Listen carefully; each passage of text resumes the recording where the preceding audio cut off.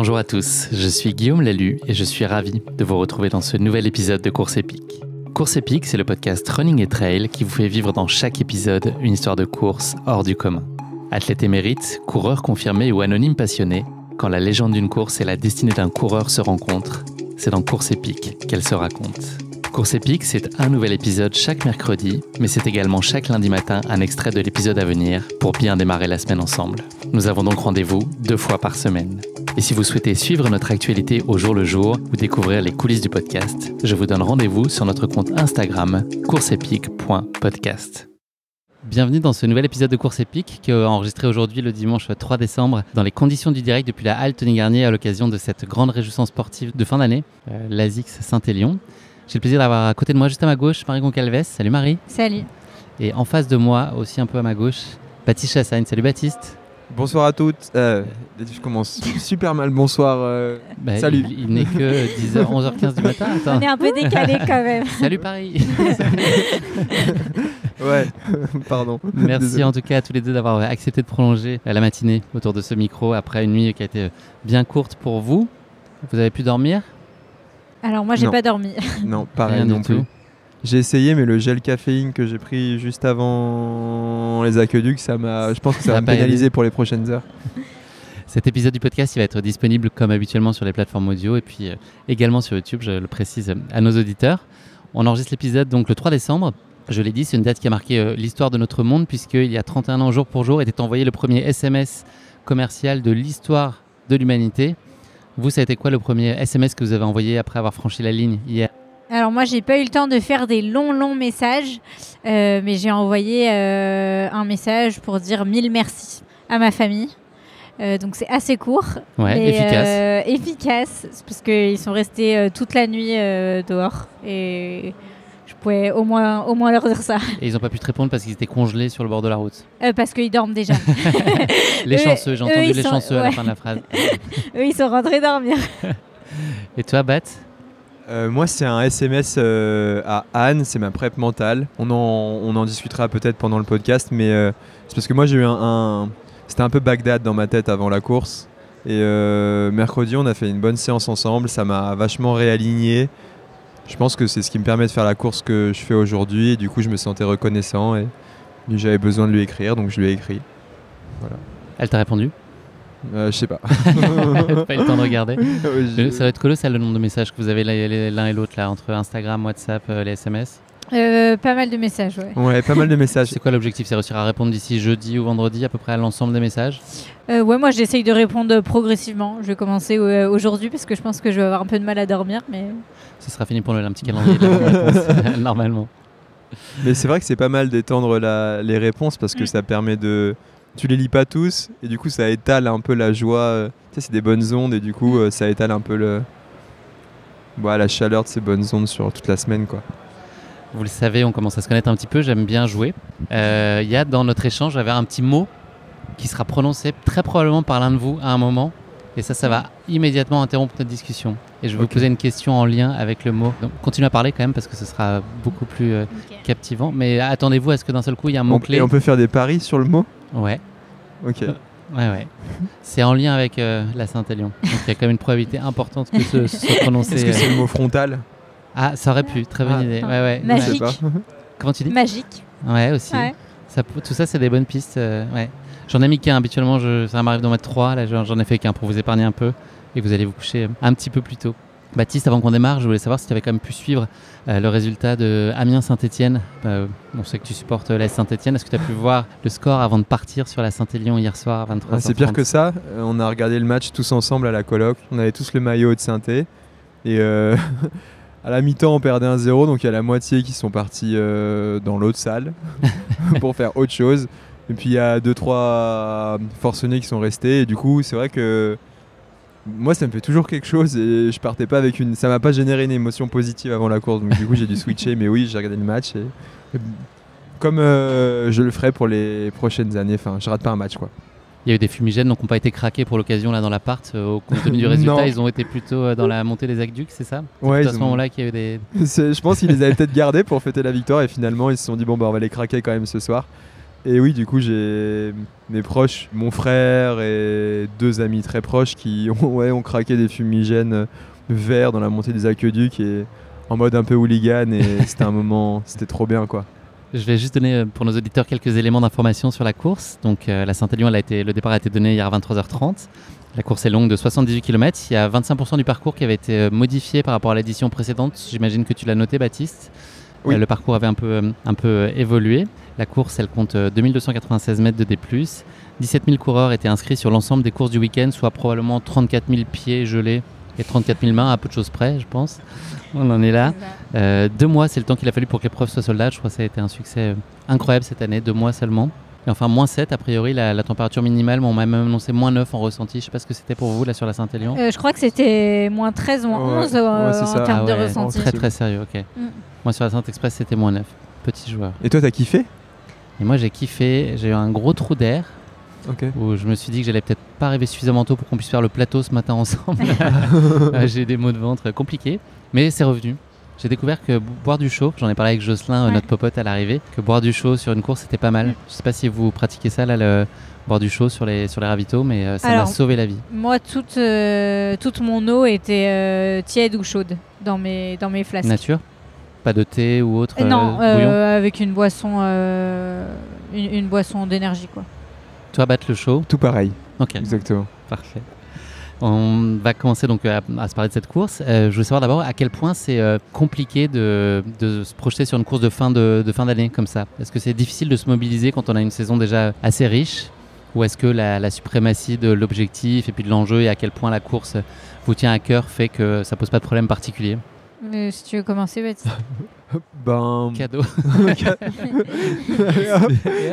C'était un regard genre, c'est pas si tu veux commencer. C'est patate chaude, ça s'appelle. C'est possible, ouais. Mais je pense qu'on aura des réponses différentes parce que, moi j'ai coupé, Baptiste il a pas coupé finalement après l'UTMB, ou très peu quoi, au final. Ah si, au final, moi après l'UTMB, en fait, moi ma saison elle était censée s'arrêter à l'UTMB. Et j'ai fait 2 mois de coupure, 1 mois, 3 semaines sans sport, vraiment sans sport. Et après un peu de sport plaisir et j'ai repris l'entraînement sérieux fin octobre. Et vraiment je faisais du home trainer. J'essaye de développer ma VO2 sur le home trainer pour être fort en fait aux championnats de France qui auront lieu dans la Drôme, peut-être que tu y seras d'ailleurs, pour essayer de se qualifier aux Europes. Et du coup, j'avais aucune prépa spécifique. J'ai fait 2-3 tempos en course à pied, en plus de ce cycle de VO2 sur l'home trainer, pour faire cette course dans des bonnes conditions sans me blesser. Et en fait, du coup, c'était pas dans les plans. Et juste, si je me sentais bien dans la semaine un peu avant, je me disais pourquoi pas, même si au fond de moi, je m'étais déjà conditionné. J'avais envie d'y aller, même si les conditions n'étaient pas optimales, j'avais vraiment envie d'y aller pour couronner cette saison. Et donc du coup, c'est apparu de manière assez évidente, assez tôt au mois de novembre, jusqu'à cette fameuse semaine, la semaine précédente, où en fait, comme je dis, c'était Bagdad et ça a donné une semaine pleine de remous et une course pleine de rebondissements. Que tu vas nous raconter. Marie, toi c'est différent ? Alors moi, c'est vrai que j'ai trouvé ça au début un peu difficile parce qu'avec Baptiste, on a commencé notre saison tôt avec les championnats de France pour sélectionner aux championnats du monde. Donc les championnats du monde, ça nous a quand même demandé pas mal d'énergie. Et du coup, nous, on a décidé avec Fabien Antoninos, mon entraîneur, de du coup faire une coupure cet été. J'ai fait Sierzinal et après j'ai coupé quasiment 3 semaines vraiment sans rien. Et on a repris vraiment en septembre pour la prépa Saint-Élion. C'est facile, la 3 semaines de coupure radicale ? Non, c'est pas facile. Et c'est pas trop difficile de regarder l'UTMB ou les courses de l'UTMB depuis le Canap ? Alors, du coup, j'ai eu la chance de reprendre à Chamonix. Ok. Tranquillement. J'ai repris par des footings à Chamonix et du coup, je pense que c'était la meilleure reprise. Ok. Parce que tu fais des footings quand t'en as envie, entre les courses et quand t'as le temps, entre les moments où t'encourages les copains. Et du coup, j'ai trouvé ça cool, en fait, sans prise de tête. Et t'es pas frustré de pas participer à la fête un peu d'une certaine manière ? Non, parce que tu sais que t'as un objectif derrière c'est fort, qui te fait encore plus vibrer. Ok, ouais. Trop chouette. C'est une course que vous connaissez tous les deux éminemment bien de par vos racines. Baptiste, toi, tu viens chercher toujours quelque chose de différent ici, sur les différentes courses que tu as pu... Non, je cherchais la gagne, c'est pas différent. Mais là, justement, ce qui était un peu différent cette année, en tout cas ce que j'ai lu et ce que j'ai cru comprendre de nos échanges, que tu la courais pas pour la gagner. Est-ce que c'est un état qui peut être malgré tout plaisant, apaisant, ou est-ce que où les pieds sont un peu moins légers pour aller sur la ligne de départ dans ces conditions-là? Moi, c'était... comme je t'ai dit, jusqu'au début de la semaine, c'était assez évident. Je venais pour le plaisir, pour le kiff, essayer de juste donner le meilleur de moi-même. Et puis, même si j'aime pas trop moi, j'aime bien les athlètes qui... Enfin, j'ai grandi avec ça et les champions que j'ai admirés, c'est toujours des gens qui ont assumé leur objectif, qui disent pas je viens pour me faire plaisir. Si tu viens pour te faire plaisir, tu viens pas à la compète, quoi. Mais là, vraiment, j'étais dans ce mood-là. Et à l'entrée de la semaine, je sais pas, j'ai une sorte de chape de plomb qui s'est abattue sur moi avec une sorte de pression que je me suis mis par rapport au regard des autres, tu vois, me dire en fait je suis attendu ici, j'ai réussi une belle saison, donc il y a plus d'attentes, je suis plus visible, je suis plus exposé, je me cache pas de mon amour pour cette course et je me suis dit mais en fait est-ce que tu as besoin d'aller te mettre en danger? Est-ce que c'est pas mieux de clôturer ta saison 2023 avec l'UTMB qui était réussi? Et puis finalement j'ai fait cette prépa mentale et ça m'a réaligné avec mon objectif et je suis trop heureux de l'avoir couru et d'être ici pour en discuter avec Marie et avec toi. Là, tu parlais des attentes. Est-ce qu'il y a justement, si on peut les niveler, en tout cas celles qui sont les plus difficiles peut-être pour toi à gérer, c'est celle de tes proches? Est-ce que c'est le team? Est-ce que c'est les médias? Est-ce que c'est l'orga? C'est un peu tout. T'arrives à isoler quand même une qui te... Ou toi, t'as envie de réussir pour eux avant tout? Il y a un peu de ça. Avant, je voulais vraiment réussir pour les autres. Maintenant, je veux réussir avec mes proches. Avant, je voulais le faire pour eux. Je me disais, s'ils passent la nuit dehors, il faut que je leur procure des émotions, il faut que je leur rende par ma performance. Maintenant, j'ai fait un pas de côté. J'ai compris que, en fait, déjà, ne serait-ce que les rassembler, c'est un peu comme si j'organisais mon anniversaire, quoi, et qu'ils passaient un bon moment dans tous les cas au-delà du résultat et qu'ils étaient juste heureux pour moi. Donc ça je l'ai acquis. C'était plus une envie de bien faire, une envie de bien faire, de pas, je saurais pas trop l'expliquer, mais c'est particulier. On est avec Marie, on est des enfants de la Saint-Élion, c'est chez nous. Je sais pas comment dire, il y a des attentes qui sont personnelles et autres, un peu qui sont élevés parce qu'on est attendu. Marie, tu as un lien très particulier avec la course. Est-ce que tu peux nous dire, l'ancrage familial, il y a quand même un certain nombre d'anecdotes intéressantes avec Fabien Tolinos aussi. Ouais. Tu peux nous raconter en quoi cette course elle a marqué tes premiers émois entre elles déjà très jeune, puisque tu es très âgée aujourd'hui? Déjà, comme vas-y, je suis lyonnaise, du coup, c'est vrai que la Saint-Élion, quand tu es lyonnais...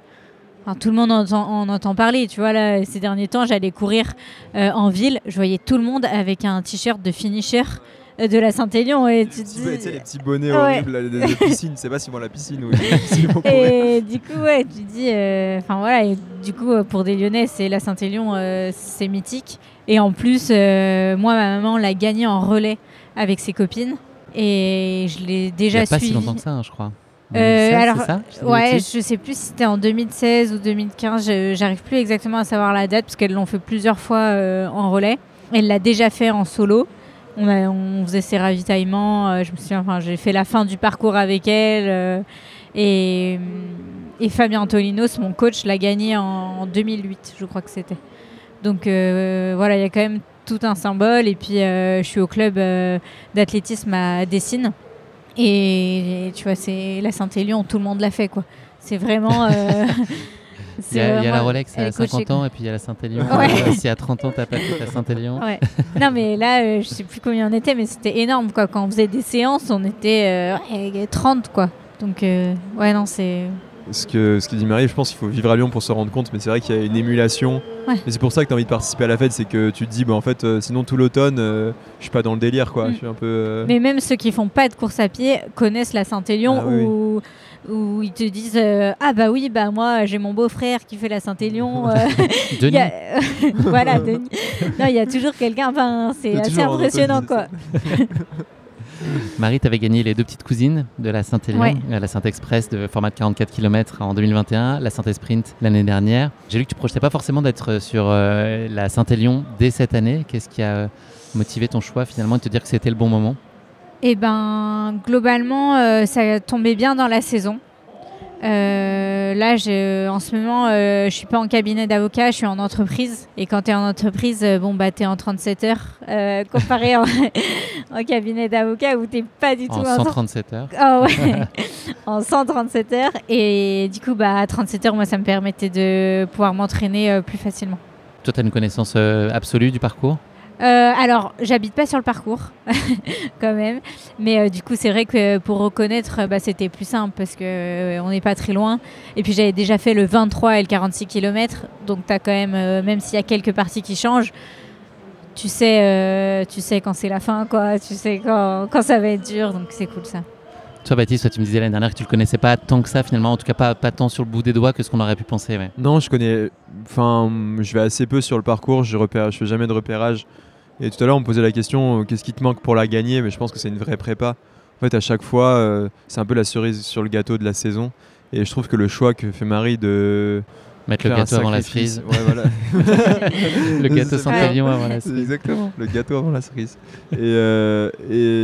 Et du coup, en fait, c'est ça, c'est de se dire, ok, je fais un sacrifice. Par exemple, je vais pas à l'UTMB ou je commence plus tard ma saison, je vais à l'UTMB, mais du coup, je suis hyper frais après le fin. Globalement, il y a quelque chose à faire dans la saison pour que la Saint-Élion, ce n'est pas le 4e objectif de la saison ou l'objectif bonus, mais vraiment un objectif concret qui est marqué en début de saison, quoi. Donc non, je ne connais pas si bien le parcours, juste je le fais le jour de la course, quoi. Donc en fait, les paysages, je connais... après, ma famille est là-bas, donc si, je connais bien les monts du Lyonnais, mais tu me lâches là-bas, tu me drops là-bas plein jour, je sais pas où c'est. Si je te drop de nuit avec une frontale là-bas, par exemple, tu sais pas où t'es. Nickel. Ouais, si, ça va. Il rentre à Lyon. Ouais, c'est ça, je hume l'heure de la maison, mais je vais là où il fait froid, puis normalement c'est bon, face au vent. Je reviens juste rapidement là, sur cette notion de pression. Est-ce que c'est quelque chose qui s'évacue dès les premières foulées en fait ? Est-ce que c'est quelque chose qui est inhérent à l'avant-course de ressentir cette forme de pression, mais qui s'évacue parce que tu es dans l'action, tu es dans ton ambition de réussir sur le sentier ? Enfin, moi, en tout cas, ça m'a pris quelques kilomètres. Tu vois, la partie sur la route, j'étais encore un peu... à tergiverser, à cogiter. À me dire, ok, est-ce que ça va Ouais, non, là, je me posais encore pas mal de questions. Et puis après, dès que tu arrives sur les sentiers, je trouve que ça va un petit peu mieux. Je sais pas, Baptiste Ouais, c'est exactement la même chose. En fait, on se toise un peu. Ouais. Puis en fait, il y a un truc à la Saint-Élion, et peut-être qu'il y a des gens qui participent pour la première fois ne le savent pas, mais il y a les relais et qui sont présents. Du coup, ça fausse un peu toutes les informations et tu peux te dire non mais il y a des mecs qui sont devant, ça laisse partir, ou des filles qui sont devant, et du coup si t'es pas et là en plus ils avaient fait le kilomètre le plus rapide. Le premier kilomètre le plus rapide, donc du coup il y en a qui sont partis à fond premier kilomètre et après qui s'arrêtaient à attendre leurs amis derrière, quoi. Donc j'ai dit ok. Et toi tu t'es régulé au cardio ou aux non, à l'allure. Et tu regardais la montre sur l'allure? Ouais, okay. Je regardais, j'avais prévu des temps de passage et globalement... Et t'es dedans? Dedans. Okay. Genre j'ai 6 minutes d'avance. Ah ouais? Oh là là, c'est imperfect. Incroyable. T'as fait la prépa que tu voulais précisément? J'ai fait la prépa que... Ouais, vraiment. C'est sûr que les prépas, tu vois là, moi c'était depuis septembre. T'as toujours quelques petites tensions et tout à la fin, mais j'aurais pas fait meilleure prépa. Et vraiment, je suis super contente. Et d'ailleurs, je m'étais dit avant la course, si ça se passe pas bien, ben en fait, t'as fait la prépa que tu voulais et ça te servira pour la suite. Quelle ambition on peut avoir quand c'est sa première Saint-Élion, qu'on la découvre? Tu peux tout nous dire maintenant. Moi, comme Baptiste, je rêve de gagner cette course. Donc bon, jusqu'au départ, jusqu'à l'arrivée même, tu te dis bon, ça se trouve, ça peut passer, quoi. Enfin, moi, c'est vrai que le 23 et le 46, à chaque fois, j'ai eu de la chance et c'est passé du premier coup. Là, bon, le 78, il y a quand même beaucoup plus de monde. Mais l'objectif, c'était déjà une place sur le podium. Je m'étais dit, ouais, ce serait dingue. Et moi, c'était la première fois que je faisais aussi long. Donc, globalement, je savais que mon corps pouvait tenir 45 km. Et après, le reste... Surprise. Pochette surprise. J'ai l'impression qu'il t'a donné une réponse assez claire. Ouais, alors j'ai eu très mal aux jambes la fin, mais... Ça se voit pas du tout ce matin en tout cas, vraiment pas. J'ai une démarche un peu chaloupée. Il va falloir une vingtaine de secondes pour descendre du fauteuil sur lequel on est assis.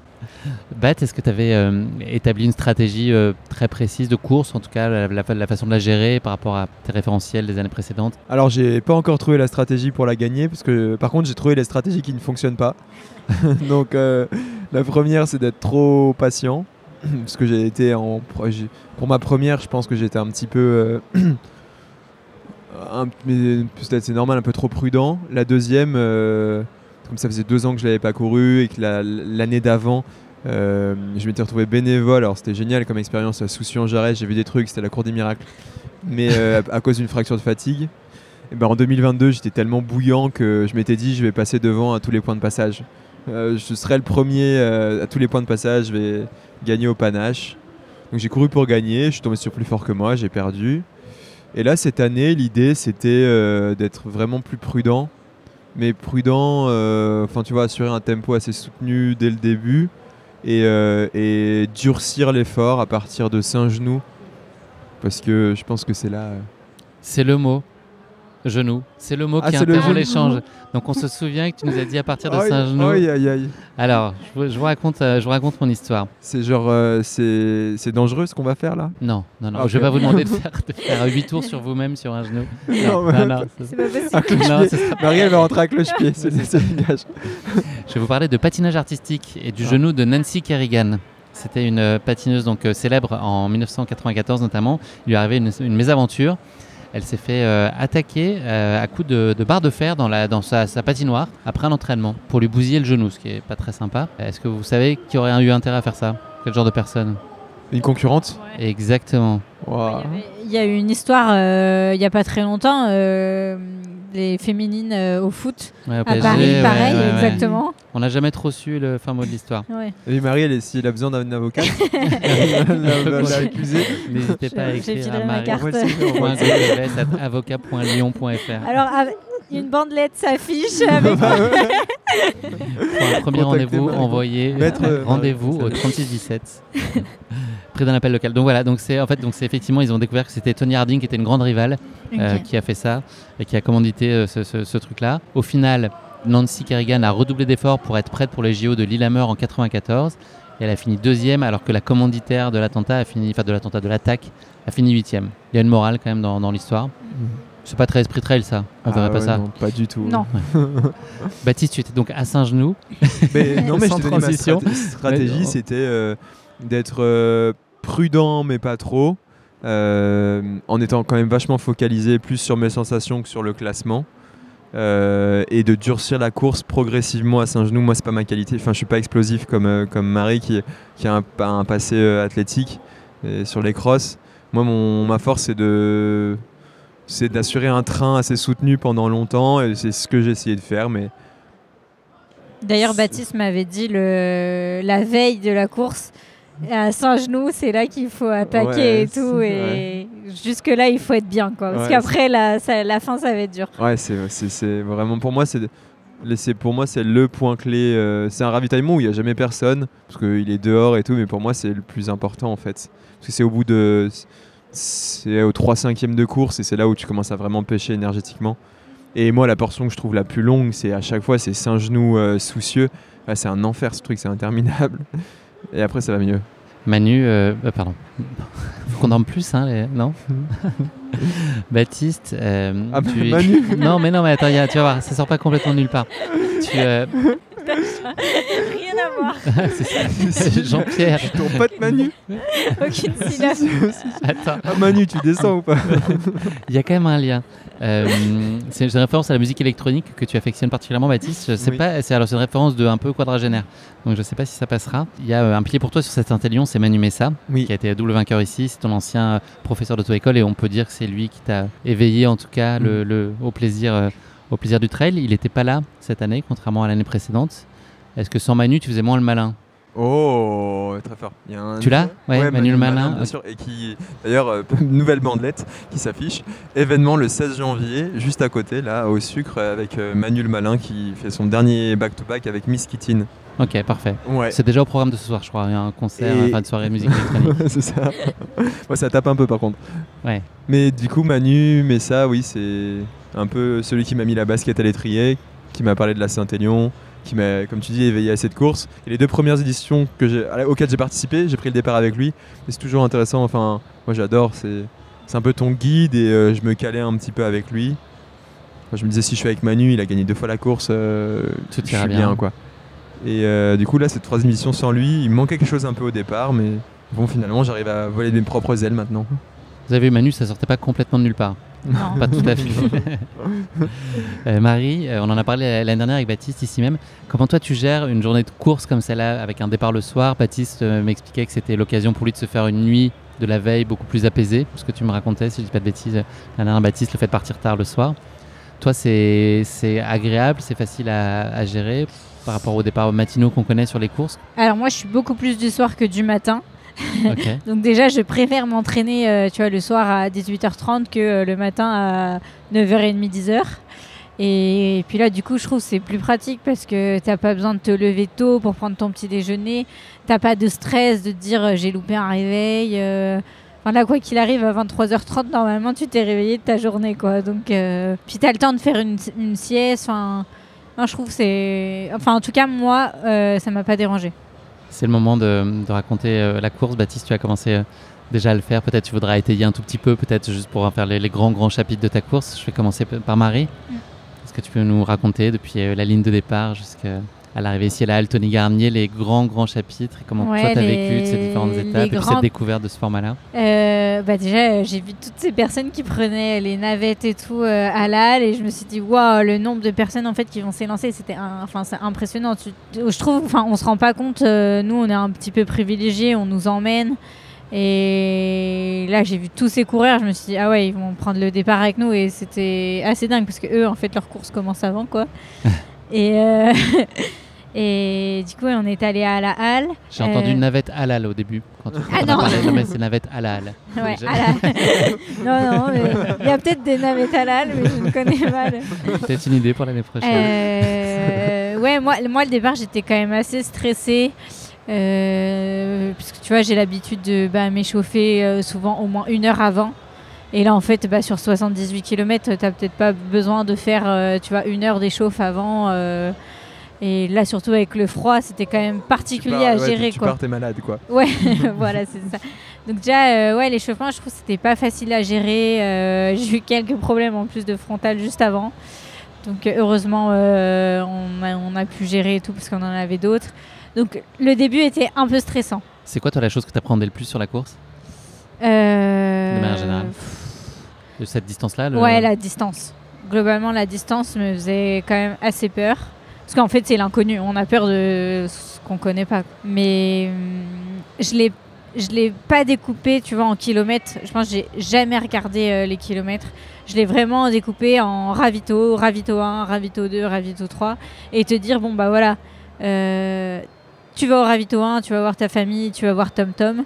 C'était Thomas Laure Blanchet qui me faisait mes ravitos. Et du coup, je trouve que ça passe mieux quand même. Et donc, les grandes étapes. Ils sont en train de nous achever avec Mano là. Ouais. C'est pas Manu le malin, mais c'est Mano. Mano le malin. Ouais. Mano le malin. C'est ça. Pardon. Mais je peux me permettre juste c'est pourquoi tu dis que c'est mieux que ce soit Thomas et pas ta famille? Alors, c'était Thomas qui faisait mes ravitos. Alors, c'était Thomas et ma mère. Ok. C'était les deux en même temps. Ok. Et d'habitude, c'est plus ta famille qui te fait les ravitaillements? Ouais, d'habitude c'est souvent Bastien quand même. Okay.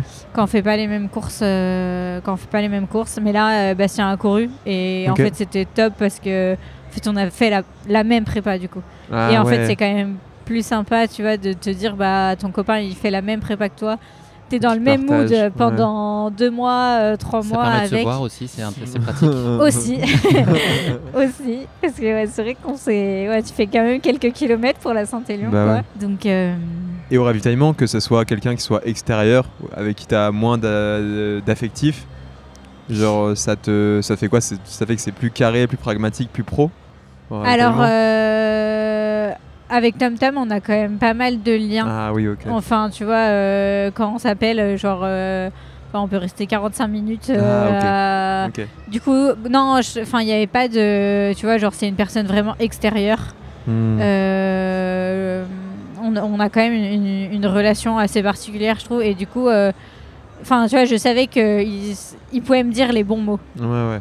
Tu vois, voilà, vraiment me dire que j'avais besoin quand même quelqu'un, tu vois, qui me connaisse bien. Je pense que c'est important. C'est ultra important, ouais. Mais moi, l'aspect, quand j'ai commencé, c'était mes parents ou des gens très proches qui faisaient les ravitaillements et j'ai vu que ça fonctionnait pas en fait parce que, je sais pas, il y a trop d'émotions ou d'affectifs et donc du coup, soit ils me disent pas les bons mots, soit moi je suis frustré. Enfin, je suis pas... Bah là, du coup, ma mère et Thomas, ça faisait un peu un entre-deux. Ah oui. Parce que Thomas, comme il a été coureur à notre place, il sait en fait... c'est quand même plutôt carré, quoi. T'avais la main de fer et le gant de velours, quoi. La petite caresse après. Ok, je vois. Donc un ravito après l'autre, tu regardes les positions, tu demandes les écarts très souvent. Moi je demande souvent les écarts et tu vois, même à la fin on me disait oui, il y a 20 minutes avec Marilyn et dans ma tête je me disais non, c'est pas possible, fonce jusqu'à l'arrivée. Donc il me donnait les écarts. Globalement je suis partie assez tranquille. J'ai respecté les conseils de Baptiste qui m'avait dit. Je pense que tu avais ce coach de Thomas. Il y a un moment où ça a un petit peu basculé, c'est après Sainte-Catherine, je suis tombée. Et en fait, tu sors vachement de ta course. Je trouve quand tu tombes, j'ai eu du mal à me remettre. Tu vois, on m'a dit marche, mais en fait, la descente était tellement verglacée que même en marchant, ça changeait rien. Est-ce que ça peut créer une perte de confiance aussi, déjà tempérer un peu? Complètement, parce que du coup, t'oses plus envoyer, tu vois, dans les descentes. Et alors, heureusement, ça n'a pas duré très très longtemps, mais t'avais quand même 2 belles descentes où je me suis pris 3 bonnes gamelles. D'ailleurs, je disais à Colin, j'ai ma clavicule cassée, alors que pas du tout. Je te vois bien. Elle est peut-être classée au patrimoine mondial du trail running, mais elle n'est pas cassée. Non, je disais, j'ai la clavicule cassée. C'est pas grave, tant que c'est pas les jambes. Il me reste encore 40 km. C'est dur au mal quand même, hein, Marie? Au final, je me suis rendu compte, tu vois, que j'avais un discours interne. Tu vois, je me parlais, je me disais, allez, tu veux le faire. Alors qu'à l'entraînement, je tombe comme ça, j'arrête mon entraînement, je pense, tu vois. Et là, en fait, j'ai réussi, tu vois, à me dire, tu vas réussir. D'ailleurs, j'avais écrit au marqueur sur mes compotes Baou des petits mots. Et tu vois, c'était tout bête, mais à Sainte-Catherine, j'ai récupéré ma compote et c'était écrit amuse-toi. Et en fait, quand tu vois ta compote, tu repenses à ce mot quand tu l'as écrit et tu dis en fait, il faut que je sois heureuse d'être là. C'est pas les noms des autres coureurs, par exemple. Tu vas bouffer Julie. Non, c'est pas comme ça. C'est beaucoup plus pacifique. T'as pas posé le copyright parce que je voulais pas avoir de problème légal. C'est trop bien. En fait, je trouve que tu vois, on a des bons réflexes des fois. Mais si ça se passe mal, la course, t'as du mal à reprendre tes bons réflexes, tu vois. Moi, je sais que j'essaye de sourire au maximum. Ça marche pas tout le temps. Mais en fait, quand tu souris, du coup, t'es vachement relâché. Et si t'es relâché, t'es détendu et la course, ça se passe vachement mieux. Et rien que d'essayer de se forcer à sourire, ça... Enfin, moi, en tout cas, j'ai vu que ça marchait bien. Et ces petits mots, Donc ces vilaines chutes ne t'ont pas fait sortir de ta course en tout cas? Non, un petit peu mais pas trop longtemps. Et aussi du coup j'avais de la chance d'avoir ma famille, donc tu vois t'es quand même vite soutenu. J'avais globalement quelqu'un, je pense, tous les 6 km. Donc c'était quand même plutôt cool. Et bon, par contre passer soucieux, là il me restait un peu moins de 1 km et là les jambes ça a commencé à être vraiment vraiment difficile. Mais je me suis dit bon Marie, t'es deuxième, c'est complètement dingue, tu vas t'accrocher à cette 2e place. Surtout que Fabien, mon entraîneur, m'avait dit globalement tout se joue à la fin. vraiment le classement peut bouger à la fin entre quelqu'un qui court pas et quelqu'un qui court, tu as une grosse différence. Et donc vraiment à la fin je me suis arrachée parce que en fait derrière je savais pas vraiment si Marilyn courait encore ou pas, quoi. T'as couru la montée des aqueducs? Apparemment c'est le truc pour gagner, c'est ce que j'avais compris l'année dernière, non c'est ça, faut la courir. C'est ce que Manu m'avait dit. Si tu cours, déjà si tu veux gagner, il faut certainement courir dans la montée des aqueducs. Mais si tu cours, c'est que tu vas vers quelque chose de bien, quoi. J'ai couru les 3 quarts. J'alternais marche-course. À quel moment tu t'es dit que la seconde place était acquise? Et puis, est-ce que c'est une chose qui t'a satisfait pleinement déjà? Est-ce que ça t'a donné beaucoup de plaisir sur les derniers kilomètres? Je pense que c'est quand tu arrives sur le pont à Confluence, là, tu te dis, bon, tu te retournes un peu, tu vois, et là, tu vois... déjà, tu peux te retourner. Tu vois personne. Où tu vois, mais tu vois les autres, tu vois, de la Sainte Express et tout. Mais je pense que moi, je me suis vraiment dit sur le pont, ok, là, c'est bon, tu peux pleurer. Parce que j'ai pleuré avant même d'arriver, moi. Mais d'émotion. Vraiment de me dire, t'es sur le pont, il y a toute ta famille. C'est dingue, quoi. Baptiste, est-ce que tu veux étayer peut-être par rapport à ce que tu nous as dit tout à l'heure là, sur ta course? Pas forcément sur ma course, mais moi, il y a un truc, et ça, je l'ai confié à Marie juste avant, là, ce que je trouvais impressionnant, c'est... moi, il y a quelque chose qui m'impressionne, je te parlais des attentes, et le côté répondre aux attentes, et quand tu es exposé, délivrer la cam correcte le jour J, tu vois. Et moi, quand je suis arrivé au salon de la Saint-Élion, j'ai vu une photo de Marie en 10/3, tu vois. Qu'elle a installé dans sa chambre depuis un petit histoire d'ego. Je l'ai racheté, et du coup, on l'a mis chez moi dans le salon, je suis désolé. Et du coup, non, et je me suis... Et puis même, il y a... Voilà, aujourd'hui, c'est le jeu. Quand tu es athlète de haut niveau, il faut... tes partenaires, ils ont... c'est aussi pour ça qu'ils te soutiennent. Il y a cette partie médiatique. Et pour une première Saint-Élion, être capable de...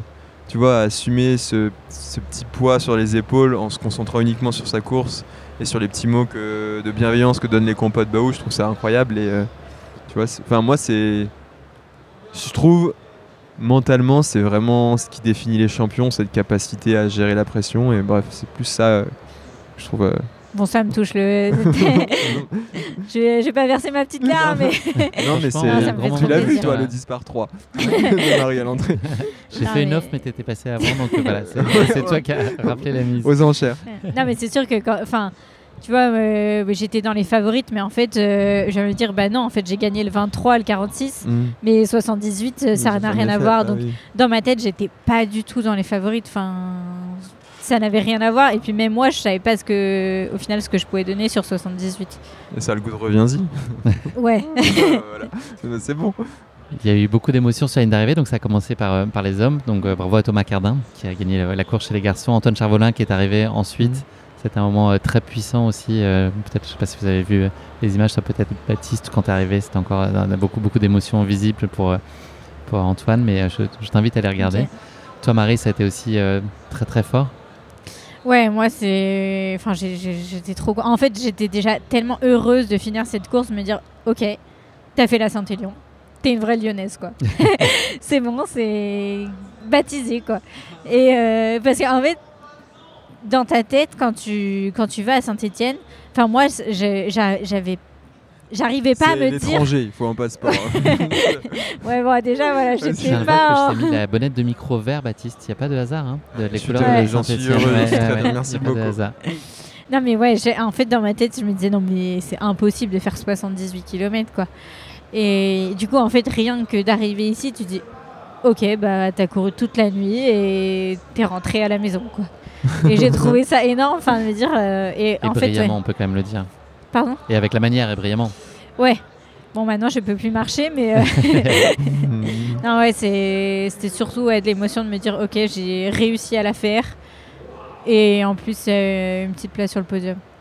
Bravo aussi donc à Julie Roux qui a remporté la course et puis Marilyn Nakache qui complète le podium, et évidemment à tous les coureuses et coureurs. Baptiste, il y a eu le coup de pagaie à l'arrivée, un grand classique. Il avait un goût un peu différent des autres, là, ce final. Il y a toute l'histoire avec la course et puis un chapitre qui se ferme. Ouais, exactement. Et un autre qui s'ouvre aussi. Bien sûr. Mais oui, c'était un coup. Bon, il avait la même saveur de d'habitude, puisqu'on a quand même galéré autant que d'habitude. Et c'est bien ça que ça veut dire, c'est qu'on a ramé pour en arriver là. Mais oui, il avait une saveur un peu différente et c'est pour ça que moi j'étais autant ému. C'était ma dernière course avec le maillot du Team Sidas Matrix. Je vais entamer un nouveau chapitre l'année prochaine. Et c'est pour ça aussi que j'avais beaucoup de pression. Enfin, je me mettais beaucoup de pression. C'est que je voulais honorer de la plus belle des manières ce maillot que je porte là toujours et que je porterai à vie. Hein. C'est un tatouage, c'est pas un logo. Mais et du coup, c'est ça qui me rendait aussi fier c'est que je voulais faire une belle course pour honorer ce maillot et je l'ai réussi. Et en fait, j'ai été empreint d'émotion quand j'ai compris que en fait, j'étais en train de faire le dernier kilomètre, alors je sais pas de ma vie, mais le dernier kilomètre avec ce maillot-là et je me suis laissé submerger et voilà, je me suis juste ultra reconnaissant de ces 5 années et donc je ferme un chapitre pour en ouvrir un autre très bientôt, mais je reste toujours aussi connecté à ma famille, c'est ma tribu et ça changera jamais. Marie, cette course, elle t'a appris quoi sur toi ? Eh ben, que j'avais des ressources que je connaissais pas.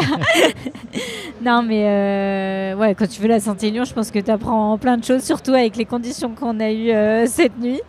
Parce que tu vois, quand on était en haut à moins 13 dans la neige, sur le verglas, tu te dis ok, là, il faut être un peu, je sais pas, complètement givré ou des warriors, je sais pas ce qu'on est, mais... on était givrés, des petits Mr Freeze comme ça, qui courent à Sainte-Catherine. Ouais, non, et puis j'ai découvert que j'aimais beaucoup le long. Enfin, pour moi, c'est du long. Parce qu'en fait, j'aime bien cette partie où, au début, t'es tranquille. Tu vois, tu fais 35-40 km où tu dis, ok, là, ça se passe bien. Et du coup, ça m'a vraiment donné envie pour la suite de faire un petit peu plus long. Lyon-Saint-Élion, donc l'année prochaine, c'est ça la logique, normalement ? Non. Non, c'est pas la vraie. Ouais. En fait, comme on pense que c'est plus long, c'est plus prestigieux, je sais pas. Mais la vraie, la 61e édition, la doyenne, c'est Saint-Élion, point final, sans discussion. Final. Et j'ai jamais fait le 12 km aussi. Ok. L'année prochaine. Je sais pas si dans l'histoire, il y a quelqu'un qui a tout gagné comme ça. Tu pourrais être la première. Ça pourrait être une belle histoire, effectivement. Baptiste, toi, cette course, elle a continué de paver ta voie vers le plus haut niveau. Elle te construit encore. Elle t'a apporté quoi ? Vraiment, le leitmotiv depuis ce matin, c'était... c'est ce que je t'ai confié avant la course, c'est que j'avais pas envie d'y aller. Au fond de moi, j'avais pas envie, mais je sentais que j'avais besoin d'y aller parce que je me suis dit que c'est en forgeant qu'on devient forgeron et que la course allait me forger par rapport à, dans tous les cas, les attentes, les enjeux, la pression. Si tu veux devenir un champion, c'est un passage obligatoire. Et je me suis dit que plus j'apprendrais à y faire face tôt, alors à connaître des échecs ou des réussites, mais plus je m'y exposerais tôt, plus je parcourrais du chemin rapidement. Et c'est dans ce mood-là que j'y suis allé, vraiment cet aspect se forger. Et je pense que là, vu les conditions et leur rudesse, on sort forgé. T'inquiète pas, on est bien. C'est du solide. C'est du solide. Est-ce que dans des courses qui sont accomplissantes comme ça et qui sont réussies, on peut le dire, est-ce qu'il y a toujours quand même des zones d'optimisation avec lesquelles vous repartez quand même des courses comme celle-là ? Ou est-ce que c'est le bonheur finalement d'avoir réussi à la hauteur de ce que vous espériez ou même au-delà, ou en tout cas d'avoir donné le meilleur ? Est-ce que ça suffit ou est-ce que de ça, on repart quand même avec des choses, on se dit ça doit être mieux fait, ça faut que je corrige, je dois progresser sur ça ? Alors, moi, je sais qu'à chaque fois, à la fin des courses, tu vois, j'essaye de savourer au maximum. Et une semaine après, on se pose et on dit ok, bon, c'était super cool, mais qu'est-ce qu'on peut améliorer ? Et en fait, de chaque course, tu tires, je trouve plein de points à améliorer. Je sais pas toi, Baptiste, mais par exemple, moi, les championnats du monde, cette année, c'était une expérience de dingue. Et en fait, quand tu te poses sur le papier, tu te dis ah bah oui, mais l'alimentation, ça allait pas. T'as fait une hypo, t'as fait ça, t'as fait ça. Ok, c'était super cool, mais en fait, ça aurait pu être 10 fois mieux, quoi. Ce qui est chouette aussi, non, ça, j'imagine, ça donne envie d'y retourner et puis de te dire qu'on peut aller chercher, prétendre encore d'autres résultats et continuer à avancer parce qu'on affine avec le temps. On est jeunes, du coup, je pense qu'on a vraiment plein de points d'amélioration, quoi. Toi, Baptiste, tu repars toujours avec ta petite liste d'optimisation ou c'est... Mais je trouve ça trop cool d'avoir cette période où tu profites. Comme ça, tu la gâches pas toute fin. si tu es tout de suite dans l'analyse, effectivement, tu es tout de suite dans la course d'après, donc tu surfes pas sur ce kiff et les endorphines, quoi. Et en fait, je pense que ça dépend des courses. Là, aujourd'hui, moi, franchement, je pense que j'ai couru à mon 100% de ce que j'avais. Donc, je suis pas dans l'analyse parce que, honnêtement, j'ai donné le 100% avec mes armes, ce que j'avais, les cartes que j'avais en main. Et donc là, ouais, je pense que j'ai fait une course aboutie et pour l'instant, je suis dans le kiff. Peut-être qu'à terme, je vais analyser et me dire, ouais, là, il y a des opportunités d'amélioration. Mais non, là, elle est vraiment aboutie. À l'UTMB, par exemple, pour le coup, c'est une performance qui est prometteuse, mais je me dis, ouais, là, il y a vraiment plein de choses à améliorer. Là, sur cette Saint-Élion, honnêtement, je suis pleinement satisfait, je suis fier de moi et je pense que ça va m'accompagner longtemps, cette sensation. Une image, c'est une question que je pose toujours dans le podcast. S'il n'y en avait qu'une à retenir de cette Saint-Élion. Un moment, là tu viens d'y penser, c'est quel moment? Moi c'est l'arrivée. Vraiment, l'arche d'arrivée, je trouve ça magnifique. Et enfin, tu vois, t'arrives sur le pont et après ils te font faire un petit détour et tu te dis mais elle est où cette halle? Tu le connaissais le détour ou pas? Oui. Okay. Ouais, bah, du coup des courses précédentes que j'avais fait. Et du coup, tu te dis, elle est où cette halle? Et après, là, quand tu la vois... Après, parce que le panneau 1 km à la fin, il est à moins de 1 km en réalité. Je ne sais pas si vous avez fait attention. Ouais. Alors, je ne l'ai pas vu, moi. Ouais. Mais il était planté. Je ne l'ai pas vu, j'étais dans le flou. À 22 km. Sa règle, il vient de calculer. avec son décimètre. Ça doit prendre longtemps. Ouais, moi, en fin de course, je regarde beaucoup, là, comme je suis au bout de ma vie. Et toi, Bat, une image? Bah franchement c'est la ligne d'arrivée aussi hein. Ouais. Ah, il y en a deux, je peux avoir deux? Ouais. Ok. Bah la première c'est la ligne d'arrivée, c'est hyper magnétique. Ouais. Enfin moi d'ailleurs quand je vais retirer mon dossard j'essaie de pas trop la regarder. Et la deuxième image c'est quand tu commences à revoir Lyon. Bah qu'en fait quand t'es lyonnais c'est la maison et quand tu vois les lumières au loin et tu te dis ah ouais il y a la maison c'est pas loin et ça arrive vers Saint-Genoux. Tu te dis que t'es vraiment pas loin du but quoi. Et ça... Je sais pas, c'est une forme de chaleur aussi. Et il y a un autre truc aussi, je sais pas, moi ça me fait... Je me dis je suis proche de l'arrivée quand je croise les arrêts TCL. TCL, il faut savoir, c'est le service de transport en commun à Lyon. Okay. Et je pense qu'on a pris avec quand on était petit quoi. Et quand on revoit ces arrêts, c'est un peu comme la RATP à Paris, tu vois. Bah, quand tu commences à recroiser ces arrêts-là, tu te dis ah ouais, en fait là on commence à être vraiment dans la ville. Tu te dis s'il y a des arrêts de bus TCL, c'est que on doit pas être trop loin. Ouais, c'est ça, exactement. La civilisation. Tu regardes les horaires pour voir s'il y en a un qui pourra te mener à l'Altony Garnier. Et mince, ça commence qu'à partir de 5 heures. Vous êtes trop rapide. Merci beaucoup à tous les deux. On va se quitter là dans quelques minutes. Là, c'est la période de Noël qui approche à grands pas. C'est quoi ce que vous avez mis sur votre liste? La première chose que vous allez mettre? Est-ce que c'était le résultat d'hier ou est-ce que vous avez d'autres idées là? Alors moi, j'ai toujours du mal à trouver mes idées de cadeaux. Donc je sais pas encore. Ouais, moi aussi, j'aime bien être surpris, mais ça pourrait faire genre la réponse de on a déjà tout. Ouais, non mais en plus c'est vrai que on a quand même... Oui, on manque pas grand-chose. On manque pas de grand-chose. Ouais. Est-ce qu'on peut avoir un temps de réflexion? Bien sûr. Je vais faire un tour de la halle et je reviens, ok? Le poster de Marie de 10 mètres par 3. Moi, c'est plus... on peut parler d'une résolution, parce que les fêtes, c'est pareil. C'est pas un cadeau, c'est une résolution. Moi, ma résolution, ça va être de m'assumer plus en tant qu'athlète de haut niveau. Et donc, du coup, d'être plus indulgent par rapport au moment où je suis en repos et où je travaille pas. Comme c'est pas mon métier... Pas culpabiliser, en fait, c'est ça? C'est ça. Comme c'est pas mon métier, en fait... pour moi, tu vois, quand t'es athlète de haut niveau, là on a fait notre métier globalement ce week-end et demain on devrait se reposer. Moi, c'est pas comme ça que je le conçois. Pour moi, là on a kiffé et demain on va au vrai boulot, quoi. Et ce serait ça ma résolution, c'est de se dire j'accepte de dire ça fait plus partie de mon métier et les temps de repos, je les accepte avec moins de culpabilité. C'est ma résolution. Voilà. Marie, on pivote sur la résolution, à moins que tu aies trouvé une idée de cadeau pour Noël. Du coup, il m'a lancé une autre question piège. C'est sûr que j'aimerais bien faire comme Baptiste. Moi, j'ai pas encore bien fini mon cursus, donc c'est sûr que cette année, enfin du moins jusqu'à fin août, je suis obligée de encore bosser bien en cabinet. Mais après, ouais, c'est vrai que peut-être essayer de se dégager un petit peu plus de temps. Tu vas pas dire ouf, je suis en 37 heures, je vais pouvoir m'entraîner. Ouais, non, je pense que ce serait une bonne résolution. Dernière question de l'épisode. La première chose que vous allez faire juste après là, maintenant? Là, on va se quitter. Moi, un autre podcast. Ah, moi, je vais faire un brunch. Ok, c'est bien aussi. Voilà. Parfait. Ça n'en finit pas. Bon, j'espère que vous pourrez vous reposer quand même rapidement. Merci à tous les deux pour votre disponibilité. Je sais combien c'est délicat. Là, vous êtes sur l'adrénaline, mais ça fait quand même un petit moment que vous êtes debout et vous avez énormément Ce soir, donné. il y aura peut-être un plat. Un petit drop. Ouais. C'est comme le soufflé, quoi. Ouais, c'est ça, exactement. Baptiste, il est assez ambitieux pour sa soirée, je crois. Ouais, soir, moi là. je vais aller à un concert, je pense. Ouais. Après, en fait, moi j'arrive pas à dormir après les courses, donc je pense que le Autant en contre-coup, je l'aurai profiter. demain ou après-demain. Merci à tous les deux en tout cas pour votre temps. C'est toujours un immense plaisir d'échanger avec vous deux. Merci d'avoir fait le show alors qu'il faisait extrêmement froid quand même. Ça a été passionnant de voir votre course et merci et continuez. On a hâte de voir ce que 2024 vous réserve. Merci pour ton invitation. J'ai bafouillé, pardon. Merci. Avec plaisir. À bientôt. Salut.